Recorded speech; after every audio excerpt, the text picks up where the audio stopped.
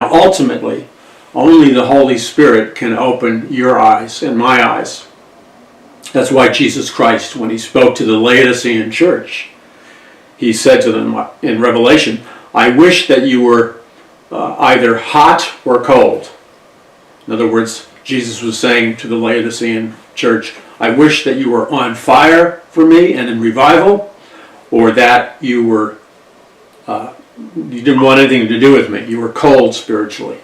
But because you're in this in-between place, because you're lukewarm, because you're neither hot nor cold, Jesus said to the Laodicean church, I'm going to vomit you out of my mouth. Those are very strong words. Jesus is saying to his church, you're neither hot nor cold, and as a result, I want to vomit you out of my mouth. Why does Jesus Christ want to vomit his supernatural body of Christ out of his mouth? Because a lukewarm condition spiritually, according to God, can be infinitely more dangerous and cause infinitely more problems and chaos and open the doors of the devil far wider than a church that is neither on fire or they're neither cold nor hot. Because you see, when God's people are cold, you know where they are. I mean, there's evidence of it. There's sin, there's rebellion, etc., etc. Revival, real revival, is characterized by a passion for Jesus, evangelism, a passion for his word. But the lukewarm spiritual condition, according to Jesus Christ, is, let's call it, hyper dangerous. It's hyper dangerous because it's deceptive. People who are part of, or pastors who are part of, or Christian theological seminaries or schools, or individual Christians or Christians of any kind who are lukewarm are infinitely more dangerous in terms of spiritual warfare and the preaching of the gospel of Jesus Christ than the other kinds. Lukewarm Christians are the most dangerous because they deceive the most. They give the appearance, they give the appearance outwardly or externally of being a Christian, of being somebody who loves Jesus. They give the appearance of being someone who places the Word of God and the authority of God's Word above everything else. They give the appearance of people that know the Word of God and that endeavor to practice the Word of God. But in reality, that's all a smokescreen. It's all deception. And why that's dangerous is because you think you're partnering with a true brother or sister in the Lord, and you're engaged in spiritual warfare together or evangelism together or whatever, and all of a sudden, in the middle of a grave situation of spiritual warfare, this so-called brother or sister in Jesus Christ, this minister of the gospel of Jesus Christ, all of a sudden, without any warning or explanation, and if you're not careful, you can be caught off guard, they will turn on you as if they were an enemy of Jesus and an enemy of yours. They will turn on you and they will make themselves available to be used by Satan to take you down. Thus, the lukewarm spiritual condition is exceedingly dangerous for any true Christian.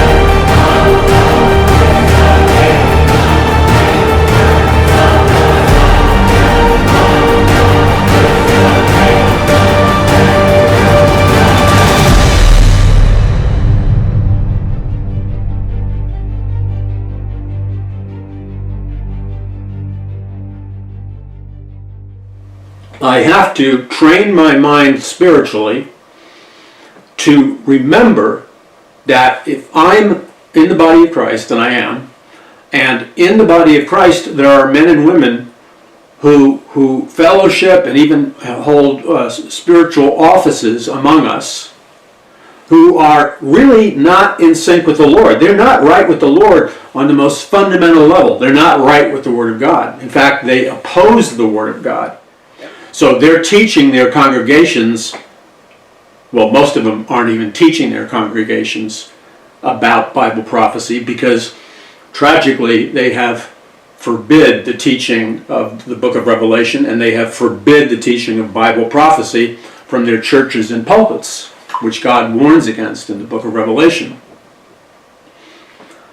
So you have this environment which appears to be peaceful, but that's the seduction and the deception and the danger of it. It appears to be peaceful, but in actuality, this environment is the most dangerous of all, because Satan has laid these like bear traps underneath the foliage or the leaves or the dirt, and you're walking thinking it's safe, and then, like a bear trap clamps its iron grip on your legs, and you know what happens. You can't walk, and you're bleeding to death.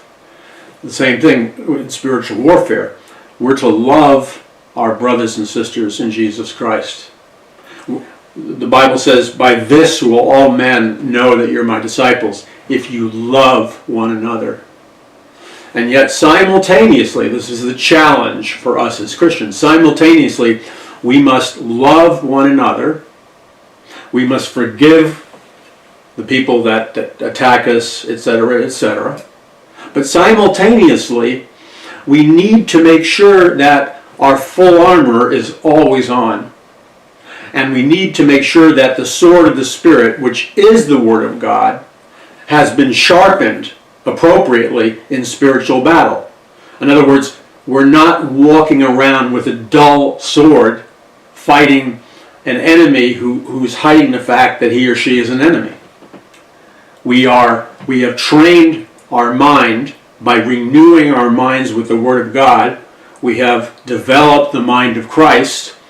We have exercised spiritual discernment.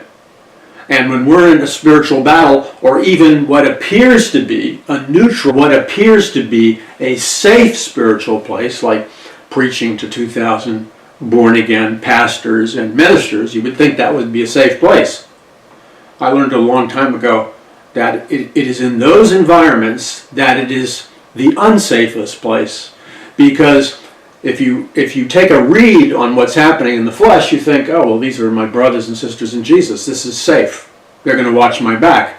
And then all of a sudden, you've let your guard down, and they seek to take you down. They seek to inflict damage upon you and your ministry. In fact, sometimes they will try to destroy you. That the greatest spiritual battles, at least in my life, and probably yours, have not come from atheists or people who vocally oppose Christianity and vocally oppose the gospel and out loud and boast of being enemies of the gospel.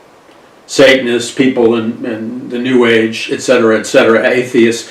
Those groups and categories of people have never been the greatest danger for me in spiritual warfare and ministry. In fact, the opposite is true.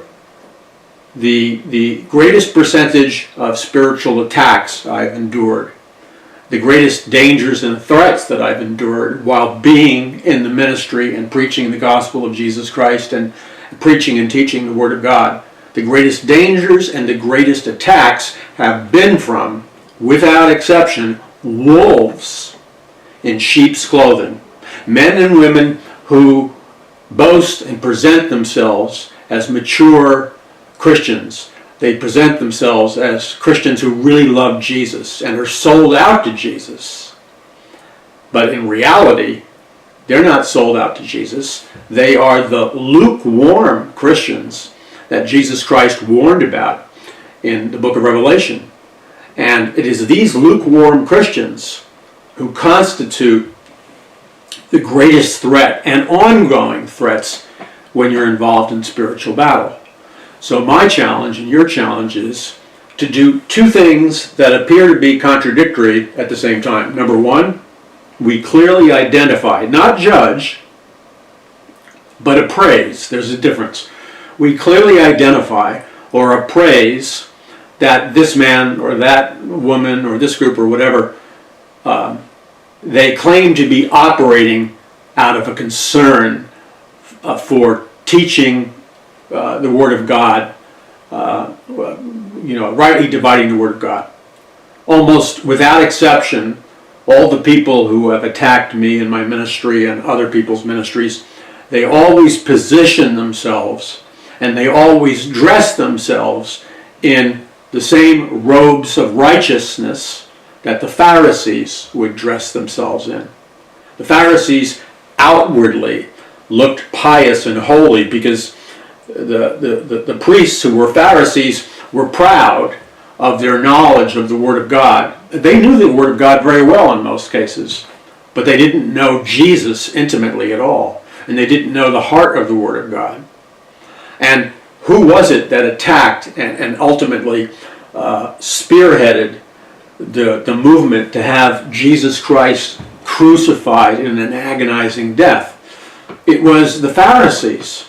It was the Jewish religious leaders who were Pharisees, who were the greatest enemy to Jesus Christ, and they mobilized the Romans and the others to cheer on the agonizing crucifixion of Jesus, because they hated Jesus.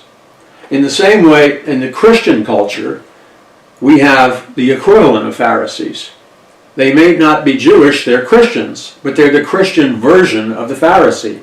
They dress in robes of righteousness. They try to hide their deceit and their animosity, and they try to conceal their allegiance to Satan and fallen angels. They try to conceal their allegiance to Satan and fallen angels by dressing in the robes of piety, by being wolves dressed in sheep's clothing, and by claiming that they're doing what they are doing, which is attacking you, trying to destroy your ministry, trying to destroy me. They claim that their justification for doing that is their concern for defending the Word of God and the purity of God's Word. That's the cover story. And so they operate from under the cover of a false piety and a false concern for defending the Word of God. That's not their motive at all. Their motive is satanically driven, because in the overwhelming majority of cases, they attack people like me and others, but they've never bothered to read what I've said. They've never bothered to compare what I've said with what the Bible teaches, because and they don't want to do that, because if they did that, it would be plainly evident that what I teach is in agreement with the Word of God. Their issue is not to defend their Word of God. Is not to defend the Word of God. Their motive is they have yielded to a spirit. I'm not saying they're possessed, but they have yielded to a spirit, and their animosity is fueled by a demonic spirit. Why else would you attack a man who's winning souls for Jesus Christ and who is standing for the purity and the authority of God's Word? So we discover, whether you're a layperson or a minister, or somebody totally out of the sphere of what we would categorize as the spiritual, that the most dangerous attacks, the most evil spiritual battles you will be engaged in, always come from, or most often come from, within the body of Christ.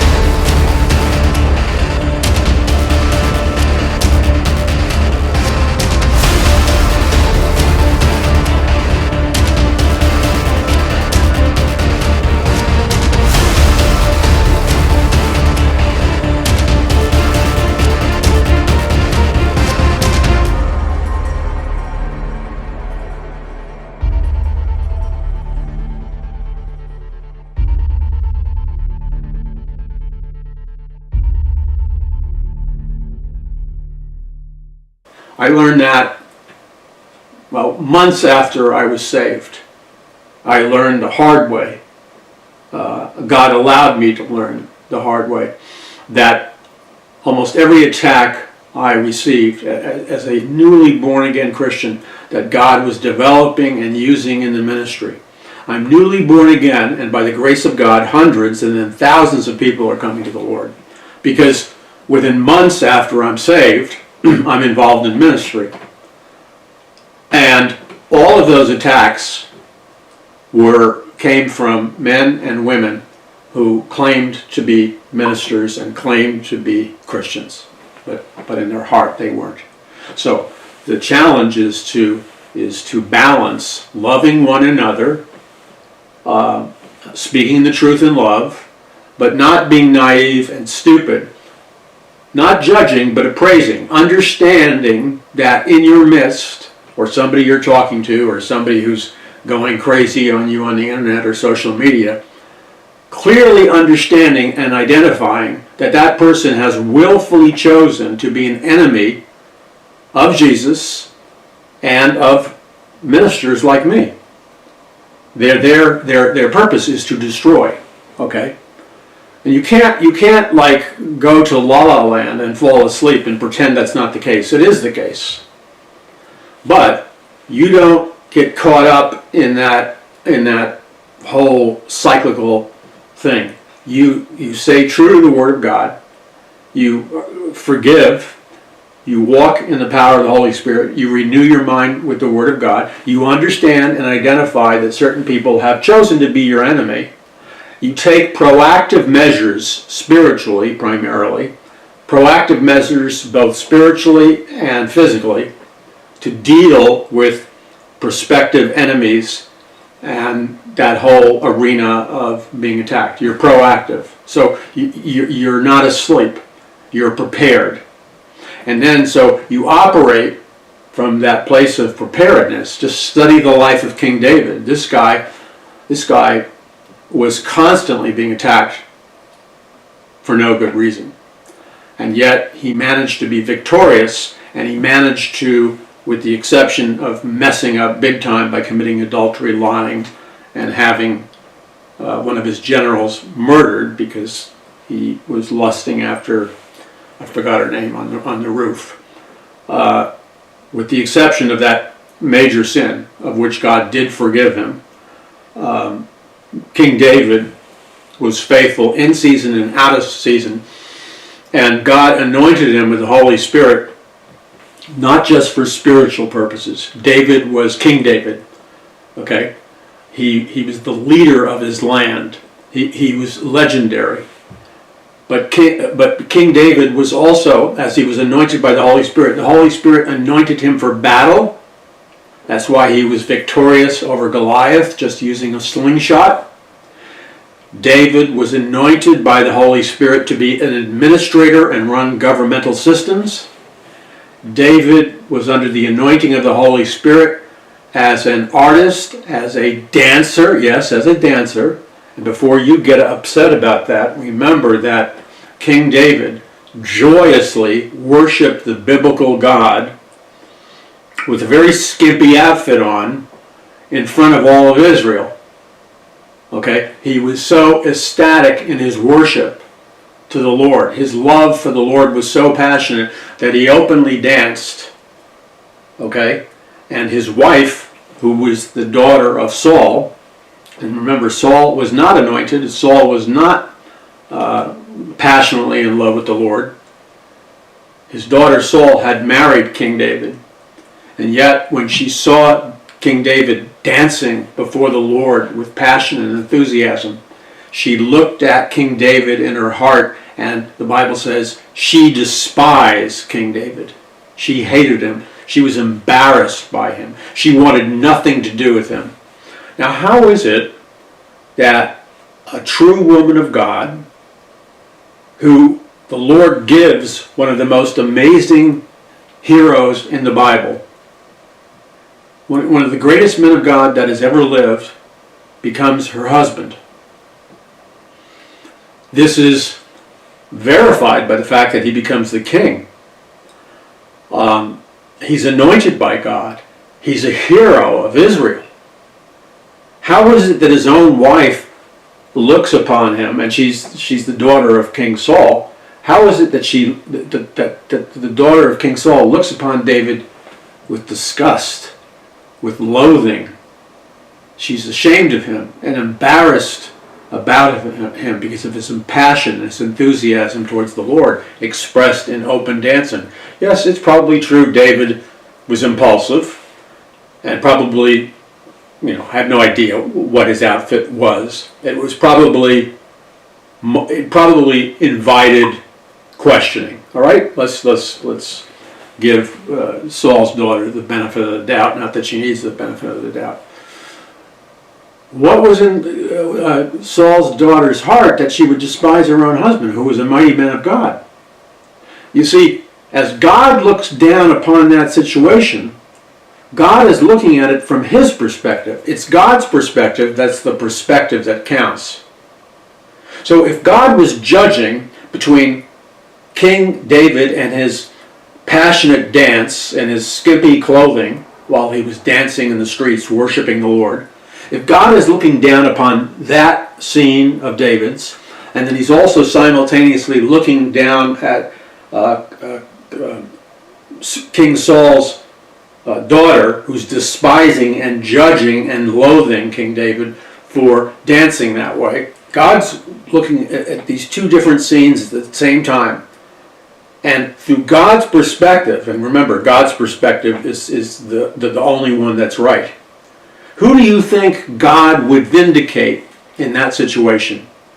Do you think God would show his approval for Saul's daughter's judgment of King David? Or do you think that God would be offended by King David's behavior, dancing with passion and not being quite appropriate in his attire? Which way do you think that vote would go? I can tell you exactly where that vote would go. Whatever the fault was with King David's clothing, perhaps it was immodest, all right? Remember, you look at the personality as a whole. King David was probably impulsive, he was creative, he was a great leader, warrior, administrator, planner, so his impulsivity never got in the way of his outstanding administrator skills and leadership skills. So, how we know that God's judgment of these two scenarios that are going on simultaneously, that God would have approved of King David. What King David did blessed the heart of God. Okay? What King David did in his dance blessed the heart of God.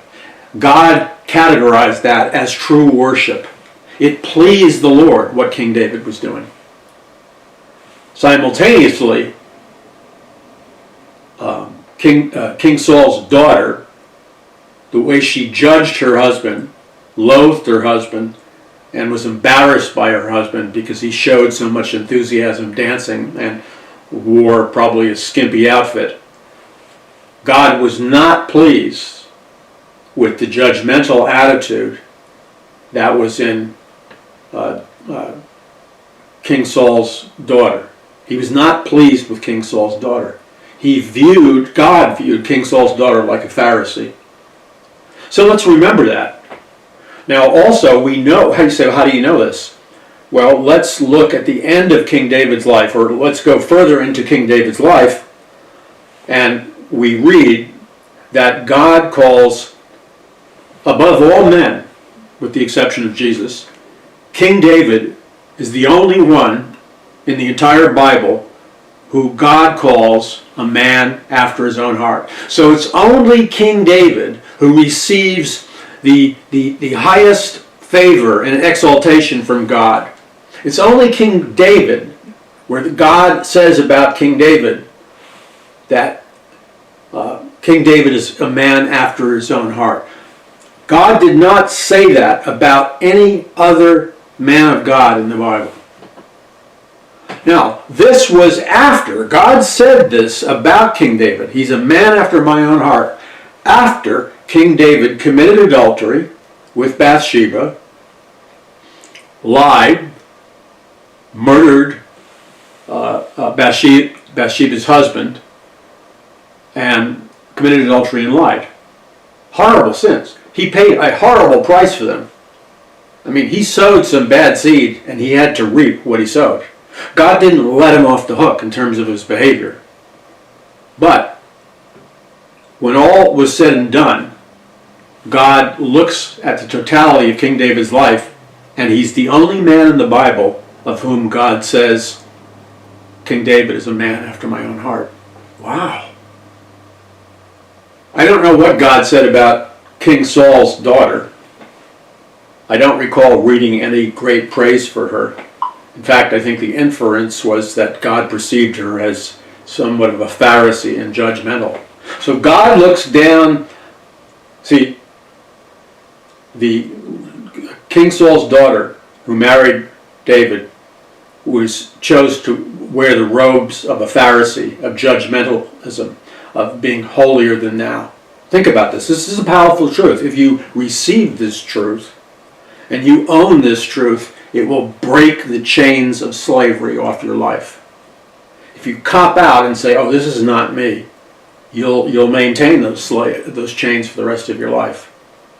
There is a perfect analogy between the behavior of the Pharisees, who wore those robes of righteousness and who had incredible pride in their spirituality and purity and holiness. Yet it was these same Pharisees who wore the robes of righteousness who ordered the crucifixion and execution of the Son of God, Jesus Christ. It was the Pharisees that ordered that, and the Pharisees were proud of their legalistic knowledge of the Word of God, and they wore the robes of righteousness, the Pharisee.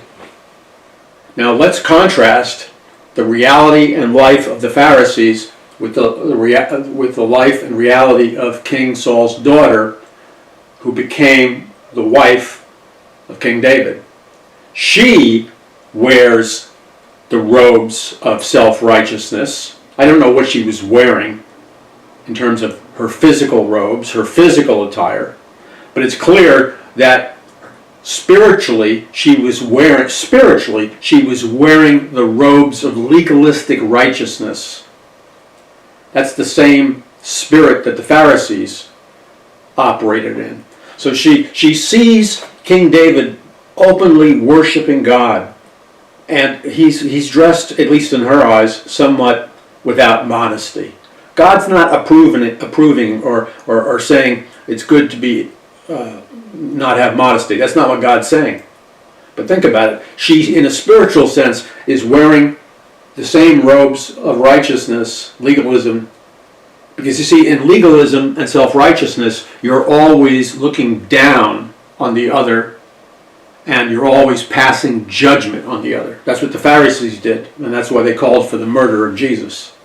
So King Saul's daughter is looking at David in a similar manner that the Pharisees looked at on Jesus. And instead of rejoicing in ecstatic worship together with her husband, David, this mighty man of God, she's embarrassed to be with him. She looks at him with loathing. She despises him because in her Pharisaical, legalistic eyes, he's not honoring the Word of God. Well, who in reality, when the day is done, who in reality was truly honoring the Word of God? King Saul's daughter? No. She was not a good wife. She wasn't. She was stuck in the place, the spiritual trap of judging her husband, despising her husband. The same husband who God called, despite his imperfections, he's a man. David's a man after my own heart. And then we look at how God sums up David's life despite his egregious sins. It's only David that God says of. He's the only man that God called a man after his own heart. So something to think about. You see, in the essence of spiritual warfare, which is what we are involved in now, what you're involved in now, what I'm involved in now, it's a multi-dimensional warfare. It's fought on a psychological dimension, a spiritual dimension, and then a real physical dimension. That's what we're involved in.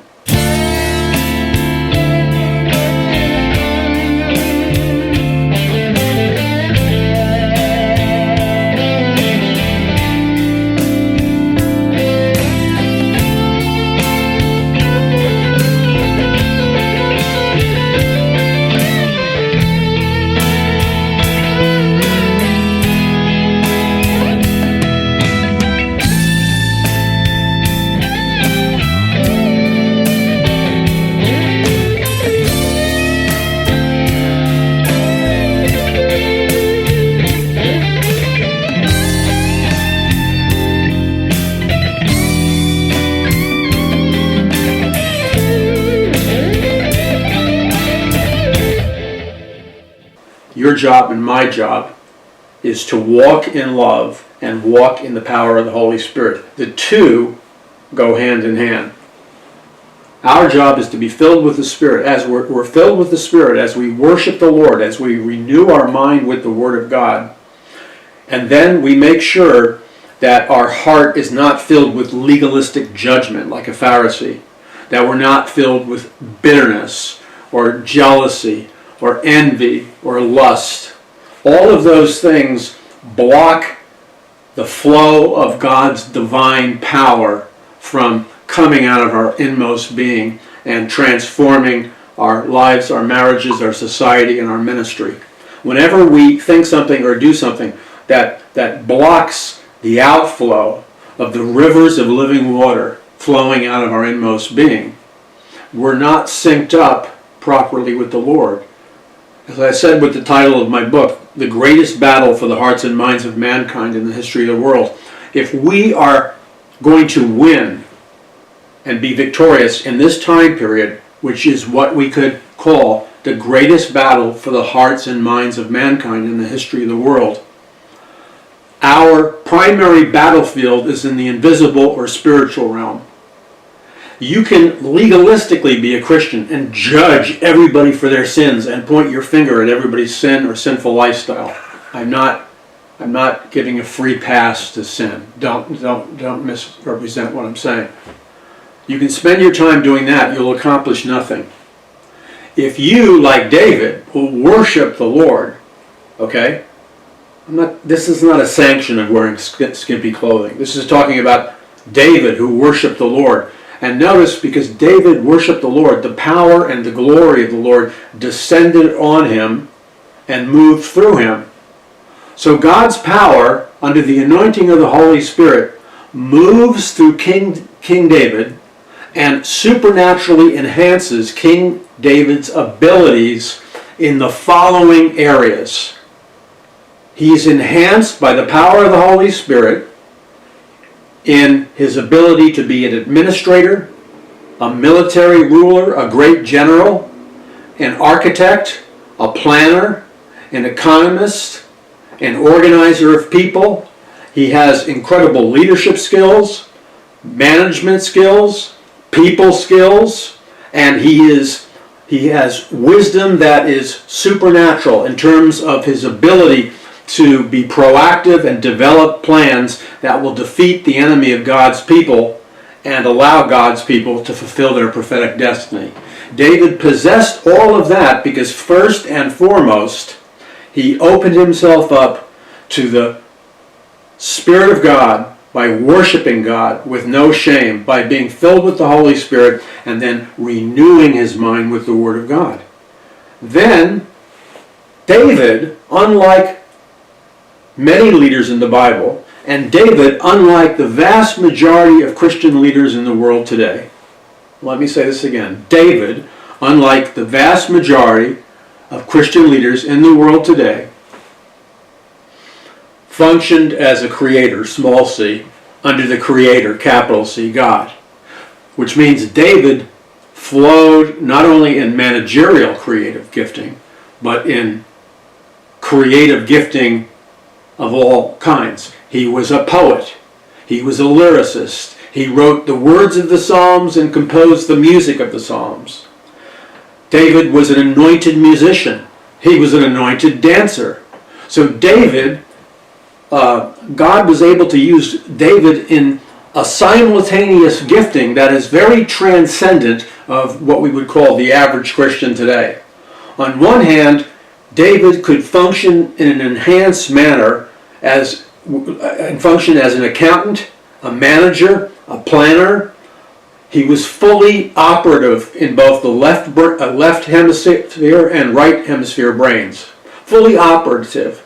So he could multitask with complex, logical, rational management, organizational structure stuff, as well as he could function in an enhanced manner with a full spectrum of creative talents, including art, music, lyrics, poetry, that were not only beautiful musically, but were built on the Word of God. They were so built on the Word of God, of all the people who ever lived in the Bible, I think Moses may be the exception. How many other great men of God had this known transcendent ability to compose music and lyrics based on the Word of God? David. And most likely David only, because it was only David that the Lord anointed to write the Psalms. Okay, the Psalms are musical, they're lyrical, they're poems, but then it's not just God is honoring David's Psalms. The Psalms are part of the living Word of God. So it proves that David is under the direct divine inspiration of the Holy Spirit as he's writing the Psalms. Think about that. So we're in a spiritual battle today, okay? And we are fighting Goliaths. We are fighting formidable enemies, all right? Principalities and powers, too. We are fighting vicious enemies in a multi-dimensional battle. Why is it that David and the children of God, under the leadership of David, were overcomers and they were victorious in battle after battle? What was the hidden dimension and the secret of their victory continually in battle? It was this. David was not operating in spiritual battles and physical battles. David wasn't operating solely on the platform of physical battles or human logic, human reason, human planning, and human power. The great secret of how David soared above his brothers who were trained warriors, King Saul, who was a trained warrior, what really enabled David to drop Goliath, and all the other mighty men in Israel ran and hid, they were terrified.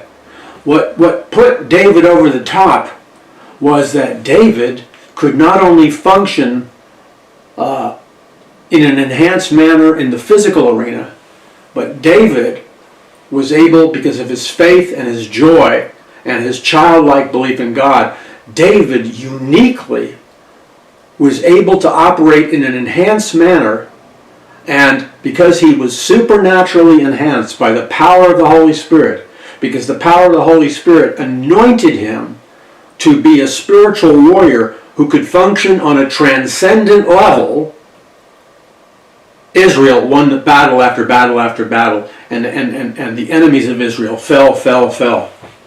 Wow! This is so mind-blowing.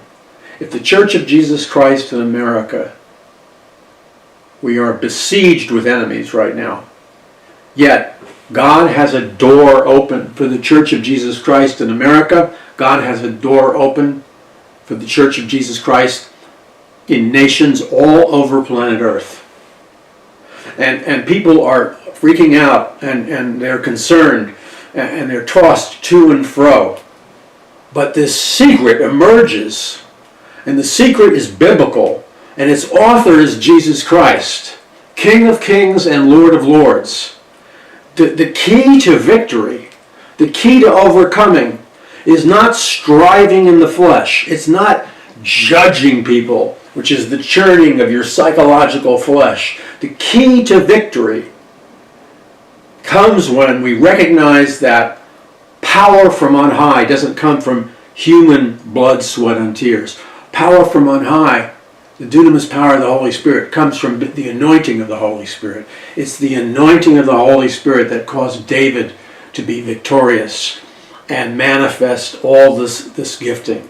And it's the power of the Holy Spirit that God desires to anoint His people. God wants to anoint you right now with the power of the Holy Spirit.